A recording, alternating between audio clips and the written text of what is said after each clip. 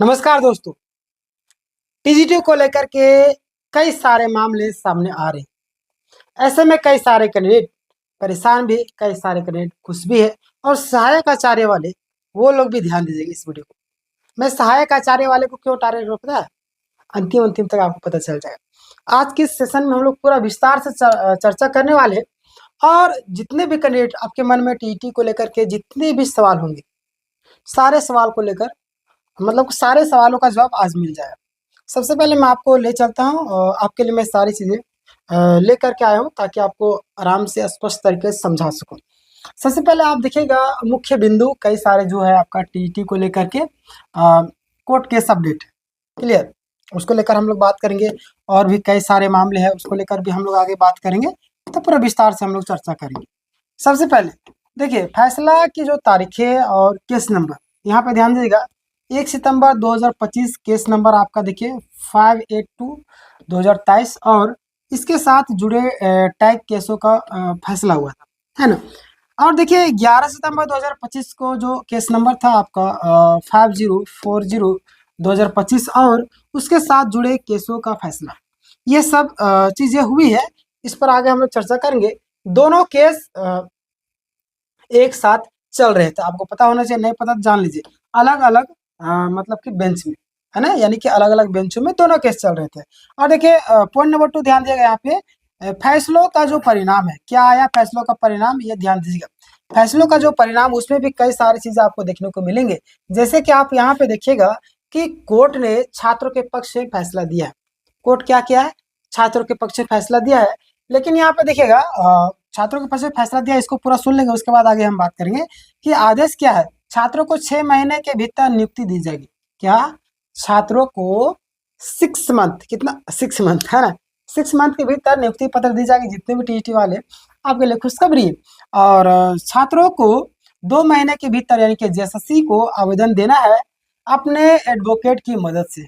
किसकी मदद से, अपने वकील की मदद से, है ना, अपने एडवोकेट की मदद से उनको ये करना है। क्लियर। आगे अगर हम लोग बात करें तो ध्यान दीजिएगा, यहाँ पे देखिएगा पॉइंट नंबर 3 सरकार का अगला कदम, यानी कि सरकार का अगला कदम क्या है। यहाँ पे ध्यान दीजिएगा सरकार का जो अगला कदम है एलपीए अपील है। सरकार ने कहा कि वैसे फैसले को एलपीए यानी कि लेटर्स पर ये तो मीठ ही नहीं रहा है, मैंने ज्यादा ये कर दिया ना, चलिए कोई दिक्कत नहीं मीट रहा है। चलिए देखिए यहाँ पे देखिए सरकार क्या कहती है वो भी ध्यान दें। सरकार का जो फैसला है देखिए एलपी यानी कि इसका फुल फॉर्म आप जान लीजिए। बहुत सारे लोग बोलते हैं कि उसका शॉर्ट फॉर्म बता देते हैं, मुझे फुल फॉर्म पता ही नहीं। हालांकि वो विद्यार्थी अगर जो फुल फॉर्म नहीं जान रहे उसका मतलब वो उस मतलब कि योग्य नहीं है ना। यानी अगर आपको जेएसएससी का अगर बोल दिया तो जेएसएससी का फुल फॉर्म नहीं जान रहे, अगर जैक का बोल दिया तो जैक का फुल फॉर्म नहीं जान रहे और आप नौकरी की तैयारी कर रहे हैं तो ये तो गड़बड़ वाली बात हो है ना। देखिए लेटर पैटर्न अपील जो चुनौती देंगे, यहाँ पे देखिए एलपीए का मतलब जब कोई कोर्ट में सिंगल बेंच का फैसला होता है और सरकार पक्ष उसके यानी कि सहमत होते हैं, एक से ऊपर कर लेते हैं। ध्यान दीजिएगा एलपीए का मतलब क्या है, जब कोर्ट है ना कोई भी सिंगल बेंच का फैसला देता है, क्या यानी कोई भी सिंगल बेंच का फैसला देता है और सरकार हो या पक्ष, है ना, यानी कि वही सरकार पक्ष उससे असहमत हो तो वह डिवीजन यानी कि डबल बेंच यानी कि 2 जजों वाले बेंच में अपील कर सकता है। वही होता है एलपी, समझे। आगे हम लोग बढ़ते हैं। पॉइंट नंबर 4 में क्या है, छात्रों को आवेदन कैसे देना है। जितने भी छात्र है उनको आवेदन कैसे देना है, ध्यान दीजिएगा। यहाँ पे आवेदन में क्या क्या लिखना जरूरी है। सबसे पहले ध्यान दीजिएगा कि आपका नाम होगा पिताजी का, है ना, विषय होगा कौन से सब्जेक्ट में, रोल नंबर है, फिर आपका कैटेगरी है, केस नंबर और फाइल नंबर भी आपको लिखना होगा, कोर्ट का आदेश संलग्न करना होगा, है ना, यानी कि जो आया है पेज में जो नाम है। अगला आपका एडमिट कार्ड की कॉपी भी लगाना होगा, एडमिट कार्ड की कॉपी जो है उसको भी आपको लगाना होगा और संपर्क नंबर भी देना होगा ताकि आपसे कांटेक्ट किया जा सके। अगर कुछ चीज़ें दिक्कतें होगी या कुछ चीज़ों को सामना करना पड़े तो आपसे पूछताछ के लिए मतलब कि कुछ भी चीज़। तो आवेदन आपका देखिएगा जेएसएससी सचिव को संबोधित करनी। देखिए जांच प्रक्रिया कहाँ तक क्या हुई, ध्यान देगा। नियुक्ति से अलग अलग यानी कि अलग सरकार ने जांच भी बैठाई है कि पिछली बार गलत तरीके से नियुक्त हुई थी, तो सरकार बैठाएगी, इसका कोई काम नहीं। ये जितना भी जांच करेंगे लोग सब फर्जी होता है। सीजल मामले में आप देख लीजिए, हुआ ना आज तक कितना, जो एसआईटी की टीम बैठी थी क्या कर पाई। अभी सीजल मामला भी एक में 1.5 घंटा, एक में 2 घंटा, 2 दिन चला था अभी, है ना, 17-18 को शायद, या 16, हाँ 16-17 को चला था ना। तो अभी देखिए अबर का जो सुनवाई है 15 तारीख को है, शायद 15 तारीख को है। तो उस दिन से लेकर के एक आध हायरिंग और चलेगा, उसमें सीजन पूरा समाप्त हो जाएगा। अभी तक ये लोग जांच तक रिपोर्ट नहीं दे पाया अच्छी तरीके से, तो अगर नहीं तो सीबीआई जांच रिकमेंडेशन हो जाएगा, है ना। देखिए दोषियों पर कार्रवाई होगी, ये तो बोला जाता है लेकिन कुछ होता नहीं, सब लोग मिली भगत है। सुप्रीम कोर्ट का मामला क्या, ध्यान दें, करीब 30 छात्र जिनका डीवी यानी कि डॉक्यूमेंट वेरिफिकेशन छूट गया था, वैसे सुप्रीम कोर्ट में लड़ रहे हैं। 30 छात्र ऐसे हैं जिनका डॉक्यूमेंट वेरिफिकेशन छूट गया था। इसलिए मैं बोलता हूँ सहायक आचार्य वाले जितने भी छात्र सब्सक्राइब करके रखिएगा, जितने भी सहायक आचार्य, टीटी पीटी जितने भी लोग हैं, चाहे झारखंड की कोई भी एग्जाम की तैयारी करे या सेंट्रल की तैयारी करे, आप लोग सब्सक्राइब करके रखिए। जब भी मैं वीडियो अपलोड करूंगा सबसे पहले आप तक जाए, तब तो आप लोग वीडियो को देखिएगा, आपको अपडेट रहिए। बताइए कि ये लोग ये नहीं कर पा रहे हैं। कई सारे लोग को एक न्यूज आया था, न्यूज का रियलिटी है कि उनका नियुक्ति पत्र वितरण हो गया और छात्रों को पता ही नहीं। ऐसे ऐसे मामले में सामने बाद में गए कोर्ट, कोर्ट बोला कोई फायदा नहीं, आप अपने आप में जागरूक नहीं है तो क्या फायदा। इसलिए मैं बोलता हूँ कि आप लोग अपडेटेड रहिए। क्लियर, चलिए आगे हम लोग देखते हैं। उम्मीद है कि वहां भी राहत मिलेगी, और राहत तो मिलना चाहिए। नियुक्ति प्रक्रिया पर असर क्या होगा, जब तक हाई कोर्ट या सुप्रीम कोर्ट में स्टे ऑर्डर नहीं आता, नियुक्ति प्रक्रिया 6 महीने की सीमा के भीतर पूरी करनी होगी, समझे।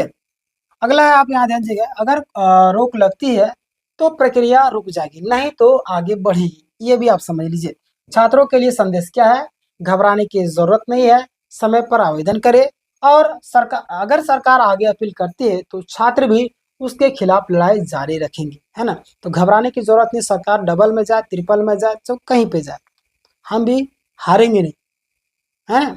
चलिए आगे देखिए, अन्याय हुआ है लेकिन अब अन्याय और आगे नहीं बढ़ सकते, क्योंकि छात्र जग चुके हैं, यानी कि जागरूक हो चुके हैं। सरल शब्दों में अगर हम लोग बात करें तो छात्र केस जीत चुके हैं। कोर्ट ने जेएसएससी को 6 महीने के यानी कि 6 महीने में नियुक्ति देने का आदेश दिया है। अब देखिए नियुक्ति ये लोग क्यों नहीं करे पता आपको, क्योंकि इसके पास पैसे ही नहीं, सारा पैसा मई योजना में दे रही है और इधर उधर जा रहा है। अब मई योजना कंप्लीट करवाने का मुख्य रीजन कि 15 साल इसको यहाँ से कोई हिला नहीं पाएगा अगर करवा दी कंप्लीट तो, इसलिए पूरी तरीके से जी जान लगाई हुई और कंप्लीट करवाने के लिए लगी हुई, समझ सकते हैं आप लोग पूरी प्रक्रिया को। तो देखिए 6 महीने के भीतर में यानी कि 6 महीने में नियुक्ति देने का आदेश दिया है। सरकार अपील में जाएगी, लेकिन जब तक स्टे नहीं होता नियुक्ति प्रक्रिया आगे बढ़नी चाहिए। छात्रों को 2 महीने में आवेदन देना जरूरी है। जितने भी छात्र टीईटी वाले हैं तो उनके लिए जरूर सूचना मिल गया होगा आपको, उम्मीद है सारी चीज़ें क्लियर होगी। और आपके मन में कुछ और सवाल होगा तो ज़रूर मुझे बताइएगा, आपके सवालों का जवाब मैं दे दूंगा। क्लियर। तो और सहायक आचार्य जितने वाले, देखिए जितने भी कैंडिडेट सहायक आचार्य, आपके साथ भी ऐसा होने वाला है। कई सारे छात्रों को रिजल्ट नहीं आ रहा है, ना नोटिस मिला है, नोटिस वालों को भी रिजल्ट नहीं आया। तो आप लोगों से मैं कहना चाहता हूँ, आप जेएसएससी ऑफिस जाइए, मिलिए, वहाँ पर जाकर के जेएसएससी से बात कीजिए।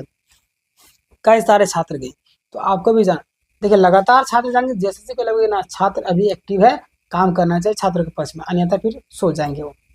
क्लियर। जितने भी कैंडिडेट जिनका रिजल्ट नहीं है आपको जाना चाहिए जेएसएससी ऑफिस, जाकर के मिलिए। सिर्फ न्यूज़ देखने से कोई फायदा होने वाला है नहीं, हालांकि अपडेटेड रहिएगा लेकिन फिजिकली भी आपको काम करना होगा।